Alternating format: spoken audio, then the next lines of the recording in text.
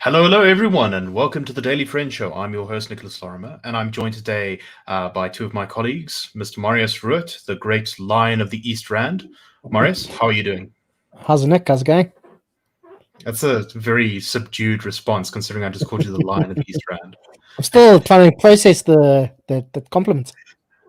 And the great, font of wisdom emanating from Cape Town, Mr. Michael Morris. Michael, how are you? I'm very well, thank you, Nick, and good to be joining you both today. Indeed, and this is Michael's first appearance on the YouTube, so we look forward to you, Michael, being a huge YouTube star. I hope you're excited, Michael. Yeah. Indeed. I scrub my knees and comb my hair, and I hope I'm in reasonable shape for the challenge ahead. Well, you're certainly more photogenic than I am, being sort of a massive hair just sort of stuffed in ill-fitting clothes. But that's not particularly important. No. What is important is the exciting news of the day. So, of course, it's not every day that a new American president is inaugurated, and today indeed will be the inauguration of President Joseph Biden, who is being inaugurated at, I think, about 6:30 or 7 South African time, which is about midday in the US. It's been an unusually eventful period since the American election. So normally, once a new president takes over, it's quite a subdued couple of months as the new administration sort of handles the technical details and gets ready to take over. But of course, there's been a lot of drama. There were the accusations from Trump that this election was stolen. There were the Capitol riot on the 6th of January. There was lots of legal cases. And ultimately, none of it really went anywhere because, of course, Joe Biden is going to be inaugurated today. But I think it's just worth looking back on exactly what happened and what's a little bit different maybe for the Americans this time. Marius, what's kind of struck you as the important things going on at the moment with this inauguration? I just want to say one thing that I've always found quite bizarre about the American system is that when the president loses, he's still in power for 2.5 months afterwards, which is, quite an anomaly for most democracies. Normally, if somebody loses, they, kind of kicked out, they move out of the presidential palace or offices or 10 Downing Street like 2 days later, sort of thing. So that's also it's a bit of an anomaly in American politics where the president's still in power for 2.5 months afterwards. I believe Trump is still president until midday Washington, D.C. time today. So he's still president for another 4.5 hours or so. Something like that, yeah. But obviously, I mean, one of the main things about that's made this election a bit different has been the way Donald Trump's reacted to his loss. I mean, I know some people who probably listen to the show will disagree and say he didn't lose, the election was stolen, but it seems that while there may have been some anomalies, it's pretty clear that he did lose the election. Maybe there's one or two places where you could raise your eyebrows, but overall, it seems pretty clear that Joe Biden did win the election. But I think and this is probably why a lot of people would have been wary about voting for Joe Biden, is that he's already come out and he said he's going to make sure that his cabinet is diverse and representative of the American people. I mean, I'm sure most people don't really care what the cabinet looks like, as long as it's the best people for the job and can ensure that Americans that feel like they've been left behind can, share in economic growth and so on. And there seems to be quite a lot of pandering to sort of the woke left, which I think a lot of people, that would have been one of the main things that would have made them wary of voting for Joe Biden in the first place. So it's still obviously very early days, but we're going to have to see if Joe Biden does carry on pandering to the kind of this kind of woke left, or if he's going to govern as a moderate Democrat, which he's kind of been his brand for pretty much his whole political career. So I think someone once described Joe Biden as the master at being in the center of the Democratic Party, wherever that might be. And my early impression from his cabinet is that he's put sort of more woke, more radical people in charge of domestic politics, but more centrist people in charge of foreign policy, which seems like an attempt to kind of balance the factions of his party, which are definitely going to be I did causing see it was trouble. either his pick for Secretary of State or Deputy Secretary of State. I just saw it on Twitter, so I wasn't that in depth. But they did say whoever the person was said they agree with Mike Pompeo's statement that what's happening in China against the Uyghurs is genocide, which shows that perhaps in foreign policy, Joe Biden's going to be fairly hawkish to China and perhaps Iran as well, kind of carrying on from where Donald Trump left off. And I think just something interesting to mention that we mentioned while we were talking about before this, Donald Trump will only be the 6th president not to attend his successor's inauguration.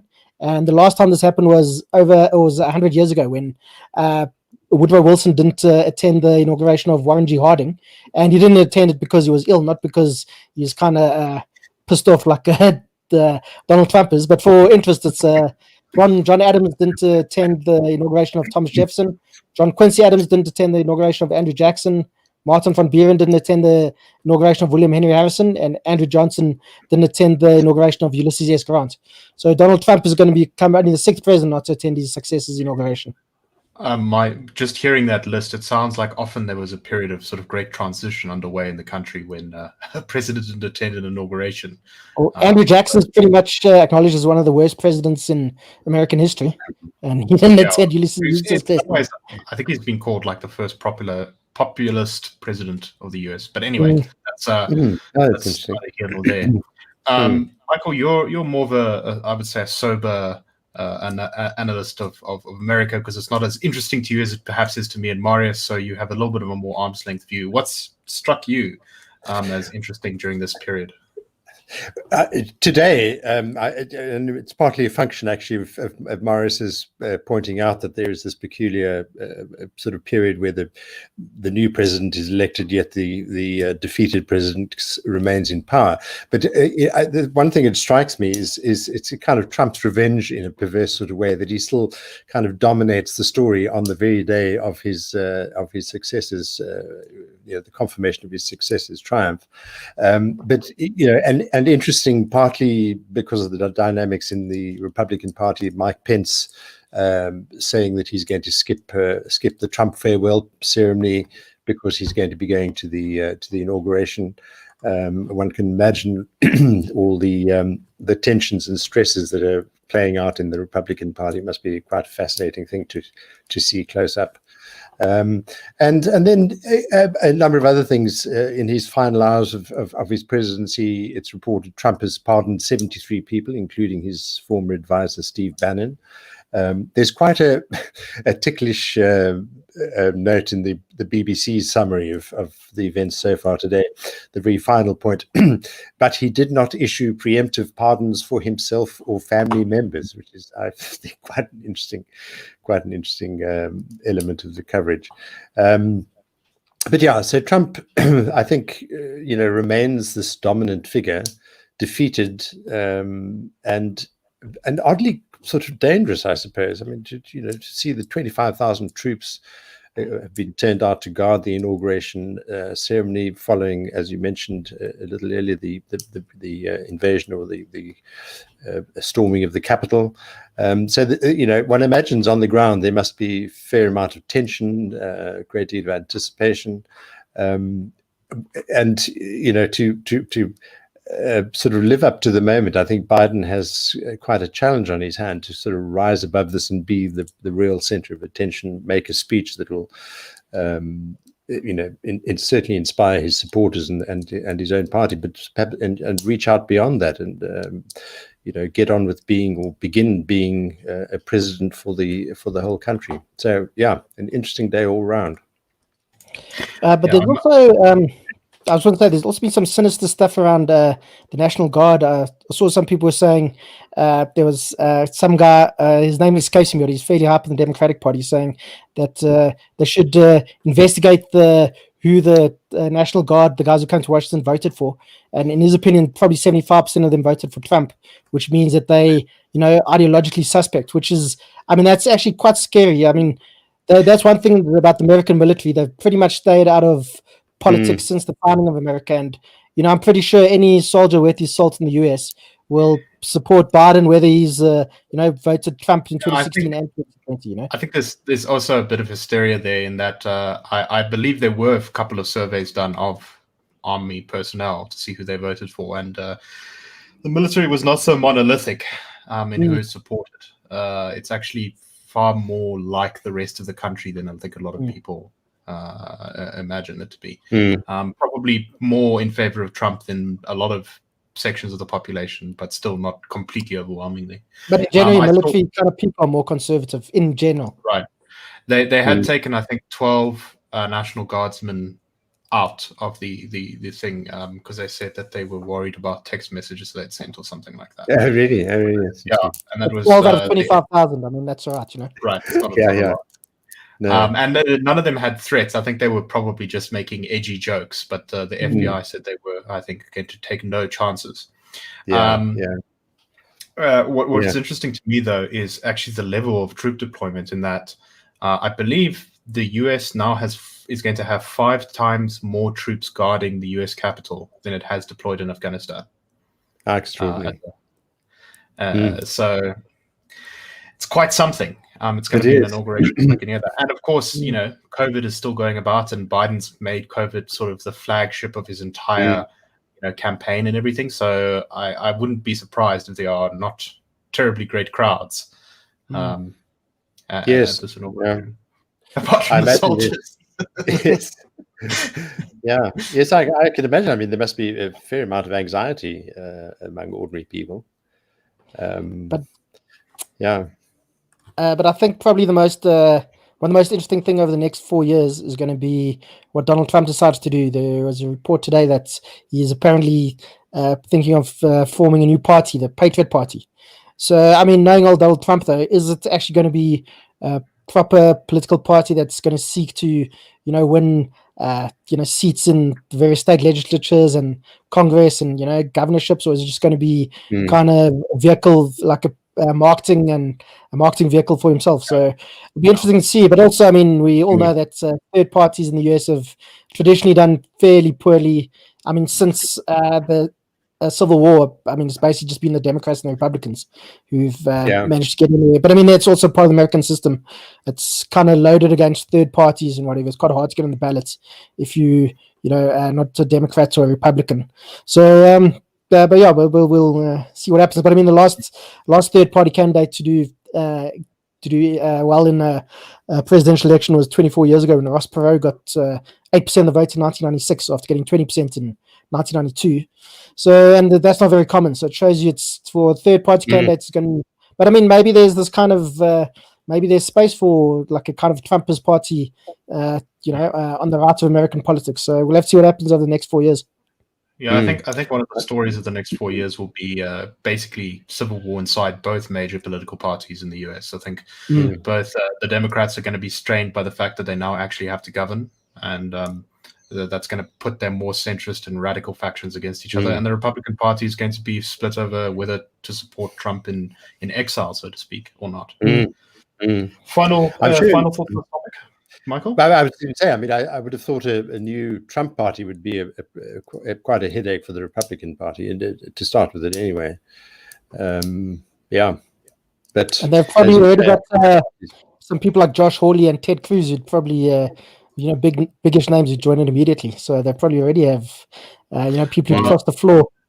Yeah, I wouldn't take any bets. I think there's going to be a lot of calculating by cunning politicians to see which side of the fence they stand on. Anyway, let us move off of the US and back to our own shores, where yesterday an interim report was released by a team of led by an advocate that found that some of South Africa's big medical aids, in this case Discovery Med Scheme and GEMS, according to this report, were classifying black health professionals as likely to commit fraud at a greater rate than white professionals. The chairperson of the inquiry and his panel held public hearings last year after they were commissioned by the Council for Medical Schemes. They've now released their report. One of the medical aides saw the report initially and tried to block it in the Pretoria High Court. That was GEMS. They were unable to do so. The report, the chairperson of the report said, for Discovery, we find that they are 35% more likely to identify black providers as having committed fraud, waste, and abuse, and that this is the lowest rate of the 3 administrations that we looked at. Discovery has the lowest rate of likelihood of unfair racial discrimination. they went on to say that there was, quote, a zero probability that this discrimination occurred by chance. And then there were also allegations that black doctors had been bullied out of, basically into closing down their practices by the medical aids, by medical schemes. So a lot to unpack here, and the implications of this are quite serious because there's, I think, a lot of the government is looking at medical schemes right now and thinking, how are we going to put these into NHI? Can we use these to fund our vaccine program that that we don't have money for because we misspent it all. So I think it's quite important, sort of, what the truth is on this. Michael, what did you make of this report and the coverage of it?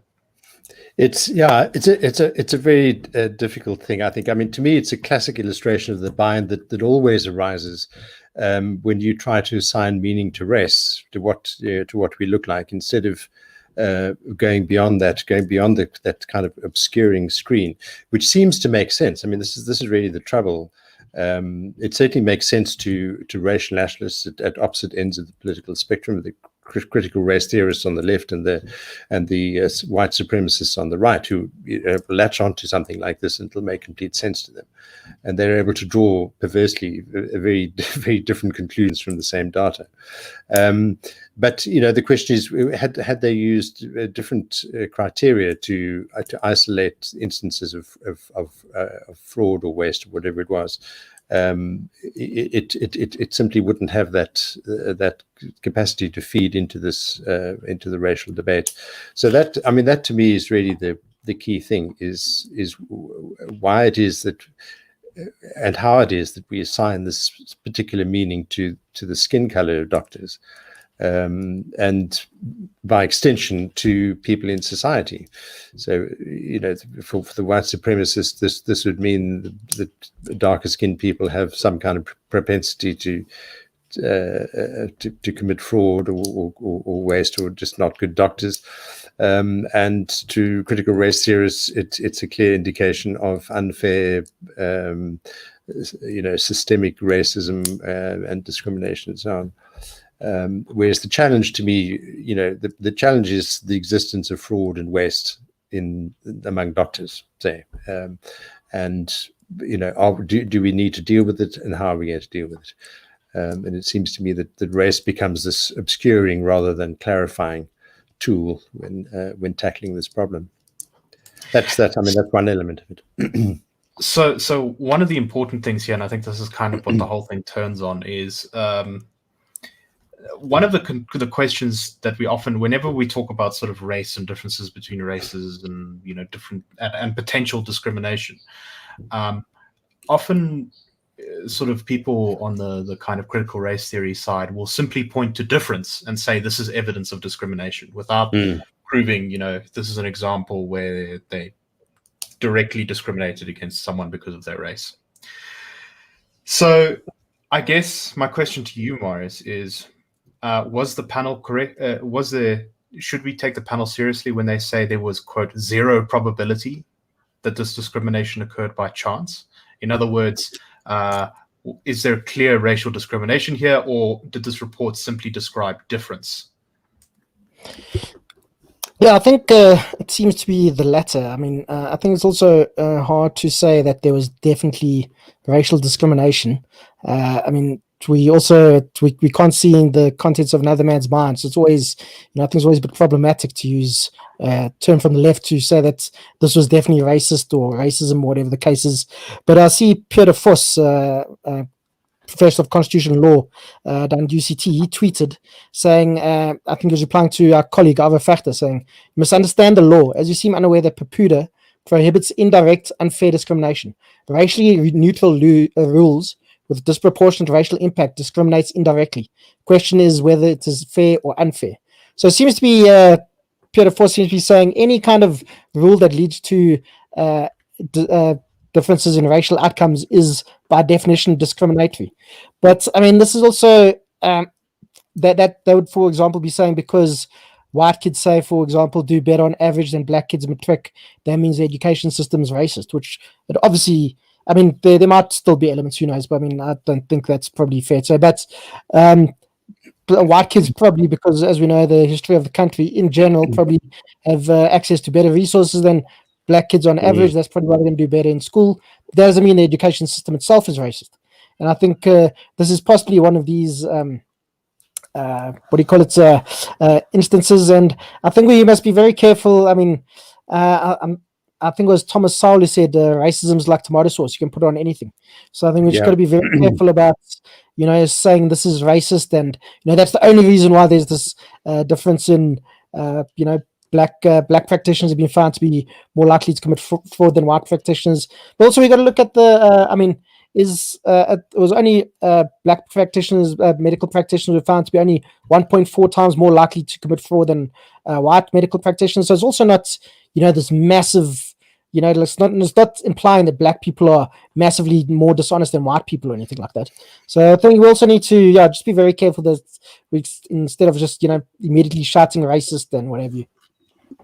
Right. Evidence of difference is not necessarily evidence of discrimination. I think so. We come down on this, and you can look into this more deeply. But I think that they haven't yet made, based on, I haven't read the report in full, but based on the media reporting, it really doesn't look like they've convincingly made the case, as far as I'm concerned, that this is directly due to racial discrimination.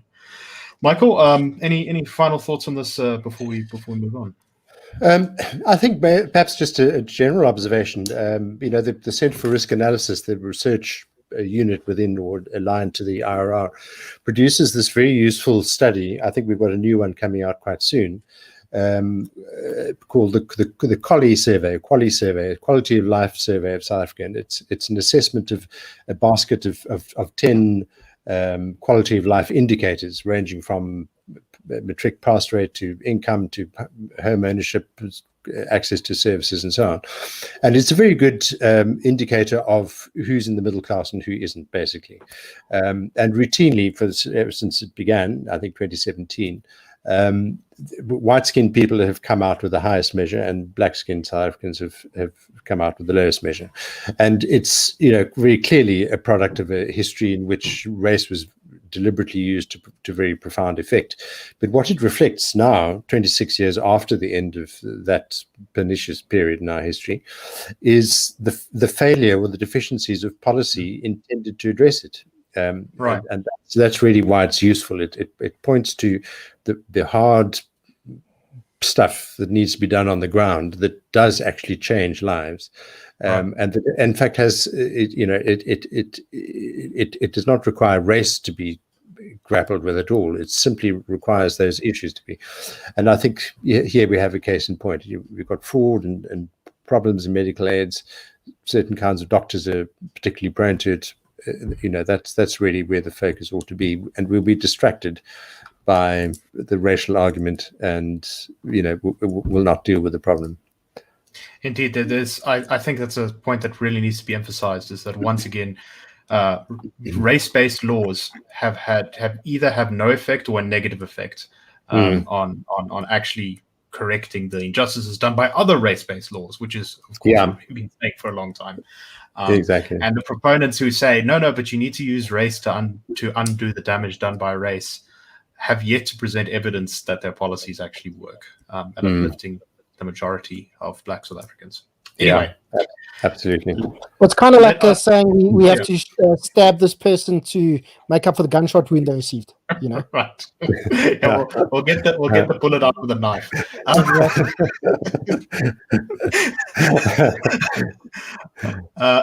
Let us close for our last item today by just moving briefly overseas to talk about the sort of, I guess it's kind of the end of an era, although it's not quite the end of an era because it's still a few months to go. But the biggest political party in Germany is the Christian Democratic Union, the CDU. And they have been leading the governing coalition, because Germany is governed by a large coalition of parties for many, many years. And they have, of course, been led by Chancellor Angela Merkel, who I think was a scientist in East Germany. It was her background, and then she got into politics and has been a candidate for the CDU since 2005. So she's been the sort of head of Germany basically for a really long time. She's been at the center of world politics for a long time. She's had a big impact on the European Union and Germany. And she said, I think it was last year or the year before, that she was stepping down, and her party has now had to hold elections for a new leader. They had a leader who followed in her footsteps, but that person didn't stand again. And they have elected a candidate called Armin Laschet. I don't know. I'm not very good at German pronunciation. But he was originally the premier of one of Germany's most important provinces, North Rhineland-Westphalia. And he is seen as sort of Merkel's pick. So he's being seen as a kind of a continuity candidate. Marius, what should we remember about Merkel, and what do you think this says about where Germany's headed? Well, I think one thing we can say about Angela Merkel, she's definitely, been kind of a colossus in European politics in the beginning of the 21st century. I mean, she's definitely dominated European politics. I think to a large degree what's happened in Germany, the rest of Europe followed. And I mean, she's done pretty well. She's been the chancellor for 16 years, which is quite a feat. She's apparently the third longest serving chancellor. She's the longest serving chancellor of the United Germany, and the third longest in Germany's history after Helmut Kohl, who was chancellor of West Germany for a while, and then the first chancellor of United Germany, and after Otto von Bismarck, who, if anybody's even a slight follower of history, will have definitely heard of Bismarck. He was also quite an important fellow in the 19th century, I think. So I mean, she's definitely, as I say, she's a colossus of European and global politics, and a lot of people said she was kind of the new leader of the free world when the people who weren't too happy with Donald Trump, and that was kind of the title that normally went to the president of the United States, and said she was the new leader of the free world and what have you.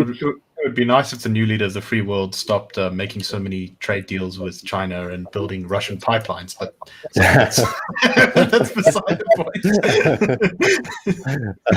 Without controversies, I mean, also she was quite controversial for, I think, accepting 1 million Syrian refugees, which was also quite controversial in Germany at the time. And I mean, she didn't have it all her own way. I mean, in the last German election, the CDU got barely above a quarter of the vote. And they only managed to stay in power because they formed a grand coalition with the Social Democratic Party. So, I mean, it's not like she's, as I said, had everything her own way. She also had to make a lot of deals and so on. But, I mean, it tells you something to be Chancellor of, one of the most important countries in the world for 16 years. But I was just looking at some of the opinion polling around the next German election, which is coming up in September. And as I just said, the CDU that's won. when Merkel actually steps down. Yes, exactly. And that's when, so I mean, they only won about a quarter of the votes in the last German election, but now they're actually up to 35% of the vote, and that's double the closest rivals, which are the Greens and the Social Democratic Party. So, I mean, they're doing something wrong. I mean, something right, should I say. I'm not sure if it's because of the Merkel's handling of COVID, or, it seems like the Germans have done fairly okay on that, even though it looks like they're going back into another quite a hard lockdown at the moment, which I'm pretty sure is going to be quite unpopular. So we'll have to see what happens. But also, as you mentioned, this Armin Laschet guy is seen as a kind of continuity candidate, but it's not guaranteed he's going to be the candidate for chancellor. The Germans, apparently there's two other guys who are front runners. The one is a guy called Jens Spahn, who is currently the Minister of Health and is actually one of Laschet's deputies now. Another guy called Markus Söder, who's actually the leader of another party called the Christian Social Union, but that is the CDU's kind of sister party, and that's you only found in Bavaria.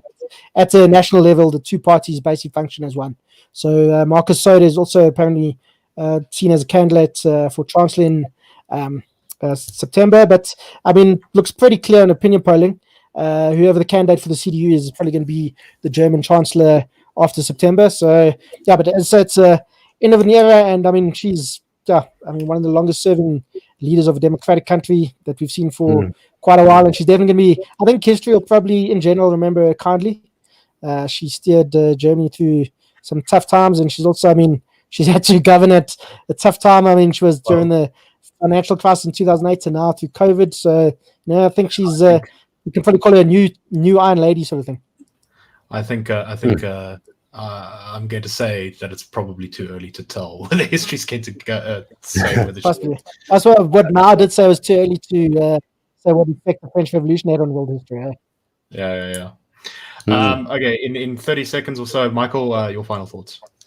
I was just your phrase "too early to tell." I was began to preface a remark with those very words, but I mean, one does wonder whether his, for instance, defeating a rival candidate who's described as a conservative businessman, and he's being a supporter of Merkel on very controversial issues such as the immigration. And he's apparently got very good contacts and a way of getting on with immigrant communities. Whether in some way we're seeing a shift away from the more right-wing populist strand in German politics, I'm not sure. Marius, you might have some thoughts on that. But as well, you I say, think what could be happening though, probably the more right-wing populist guys might be going for the Alternative for Germany or Alternative for Deutschland, which is a right-wing party that's been doing pretty well in German elections. So I mean that could be what be happening to. Yeah, the AfD was growing quite a lot, but they seem to have sort of plateaued a bit, I think, in recent elections. Yeah, I think some guys that came out that they were actually full-on neo-Nazis in the party, which I think made them pretty unpopular amongst the German public. So we'll have to see what happens in September, though. Indeed. Anyway, that's all the time we have for today. So thank you very much for watching us and listening to us. Please subscribe to us on YouTube, on podcast apps. Please like us if you are watching us on YouTube, and we will see you soon. Have a wonderful week, and we will be with you tomorrow for the Thursday edition of the Daily French Show. Cheers, everyone.